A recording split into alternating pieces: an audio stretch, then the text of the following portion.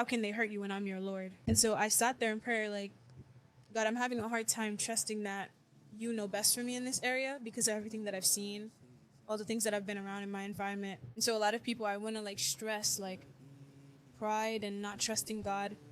It really, how do I say this?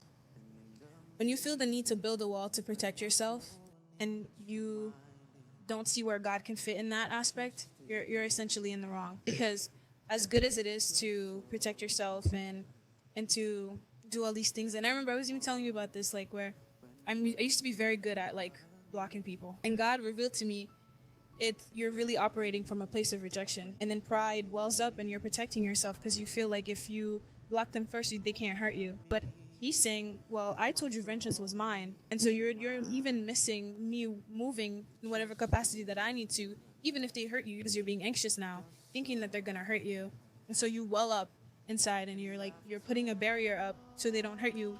But I'm your Lord. How can they hurt you when I'm your Lord? You're giving people more power over trusting me, and it's so easy for us to essentially distrust God just because that's the society we're in today. And so I have to always ring that out in my secret place, like, God, I need to trust you more. Help me trust you more. Believe, help my unbelief. I remember that prayer and I'm like, okay, God, help my lack of trust, help my weaknesses, help me boast in you all the more when I'm faced with them, because it's so easy. It's so easy, especially if you're raised very independent. I'm the oldest daughter. Yeah. And so I'm raised to just kind of figure out my own way.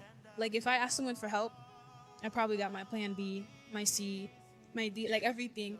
And so God is like, no, I need to be your plan A, and that's it. Yeah. And so him showing me that is by literally highlighting the faults and my weaknesses, because God goes before you in all things. And so when you're praying like, God, I'm uncertain about this, there's a lack of trust here, you can trust him to essentially lead you down the path of righteousness, because he didn't say that for no reason. It's not this idea where like God's waiting for you to get right to use you. God's waiting for you to act right for him to essentially just like make you do a bunch of things. So it's less a story about disobedience and more of a story about how God is not in a hurry to use you, but he is in a hurry to prove so you can see him for who he truly is.